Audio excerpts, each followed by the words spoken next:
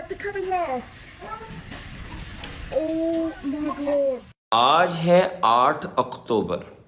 فلسطین کی جنگ شروع ہوئے 1 سال ہو چکا ہے، اور 1 سال کے ہوتے ہی اللہ تعالیٰ کی طاقت حرکت میں آئی ہے، اور امریکہ میں 2 اتنے ہولناک واقعات ہوئے ہیں کہ دنیا پوری ہل گئی ہے. تو میں آپ کو وہ 2 واقعات سنانے لگا ہوں، اور پھر میں آپ سے سوال کروں گا کہ بحیثیت مسلمان ہماری کیا ذمہ داری بنتی ہے. یہ واقعات سننے سے پہلے امریکہ کا تھوڑا سا نظام سمجھ لیجئے. امریکہ کی 2 ریاستیں ہیں جو براہ راست اسرائیل کے ساتھ ملوث ہیں فلسطینیوں کے اوپر بمبارمنٹ کرنے میں. یاد رہے کہ اسرائیل کا خود یہ کہنا ہے کہ امریکہ کے بغیر وہ 2 دن جنگ نہیں لڑ سکتے. تو وہ جو امریکہ جس کے بغیر وہ جنگ نہیں لڑ سکتے، وہ اصل میں 2 امریکہ کی ریاستیں ہیں. سب سے پہلے ان کا نام، ایک ریاست ہے نارتھ کیرولائنا اور دوسری ریاست ہے فلوریڈا. ان کی کیا اہمیت ہے؟ نارتھ کیرولائنا امریکہ کی چھاونی ہے. اس ریاست کی تقریباً 1 کروڑ آبادی ہے، اور تقریباً ساری آبادی جنگی ساز و سامان بنانے میں یا ملٹری بیسز چلانے میں ملوث ہے. یہاں امریکہ کے 7 سب سے بڑے اڈے ہیں، سب سے بڑے اڈے. یہاں سے کارگو پلینز بومز لے کے اڑتے ہیں، اسرائیل کو دیتے ہیں، جو اسرائیل پھر فلسطینیوں پہ گراتا ہے. تو یہ تو ہو گیا نارتھ کیرولائنا.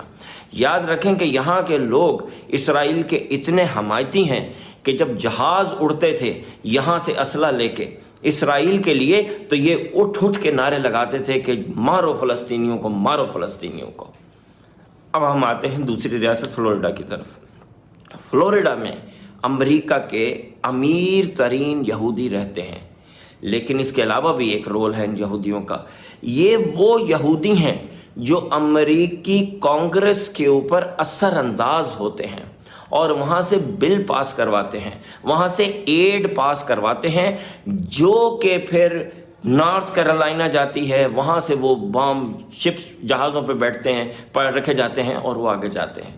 تو Florida finance and political power, اور نارتھ کیرولائنا ملٹری پاور. اب ہم آگے چلتے ہیں. آج سے 10 دن پہلے اللہ تعالیٰ نے سمندر سے ایک بہت بڑا طوفان اٹھایا، جس کا نام گوروں نے تو رکھا ہیلینا، لیکن ہم اس کو اللہ کا عذاب بھی کہیں گے. یہ طوفان سمندر سے اٹھا اور باقی کی ساری ریاستوں کو چھوڑتے ہوئے سیدھا ہٹ کیا، جیسے کوئی بہت بڑا بامبر ہے جو بم گرانے جا رہا ہے. اس نے سیدھا ہٹ کیا کس کو؟ نارتھ کیرولائنا کو. اور اب آج 10 دن کے بعد نارتھ کیرولائنا کی کیا سچویشن ہے یہ سن لیجئے. لیکن اس سے پہلے ایک مزے کی بات سنیے. ورلڈ بینک کا اندازہ ہے کہ فلسطین کو ری بلڈ کرنے میں $35 بلین لگیں گے. ٹھیک ہے، اب ہم آگے چلتے ہیں.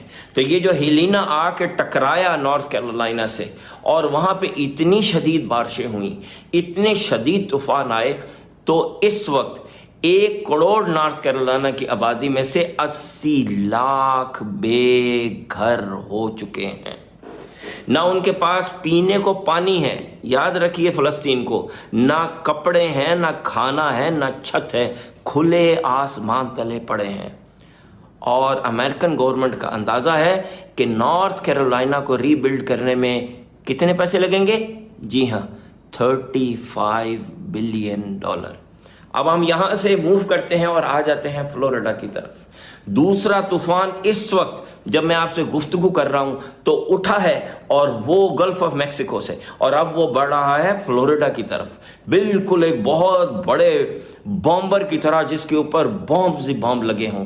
لیکن اس کیس میں بامبز ہیں دنیا کی تیز ترین ہوا، 180 مائل پر آور کی ہوا، جو انسان نے آج تک نہیں دیکھی تھی. جس وقت میں یہ ویڈیو بنا رہا ہوں تو 180 مائل پر آور کی ہوائیں اس وقت سمندر میں گھومتی ہوئی فلوریڈا کی طرف بڑھ رہی ہیں.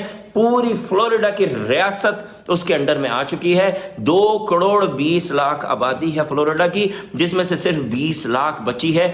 2 کروڑ کی آبادی بے گھر ہونے والی ہے. اتنا شدید طوفان آنے والا ہے کہ پوری ریاست خالی کر دی گئی ہے. اور اس کو ری بلڈ کرنے میں امریکہ کا کتنا خرچہ آئے گا؟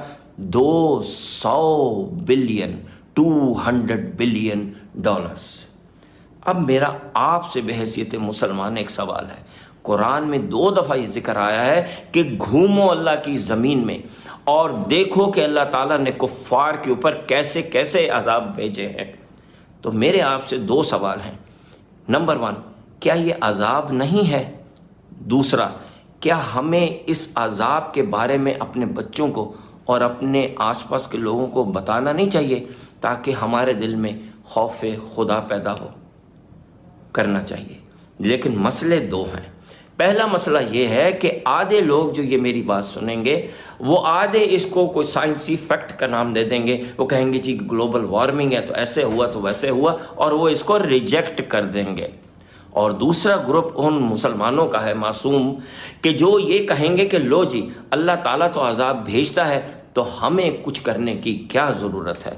تو ان کے لیے عرض ہے کہ اللہ تعالیٰ کا کفار پہ یہ عذاب فلسطینیوں کی 1 سال کی جدوجہد اور شہادتوں کے بعد آیا ہے.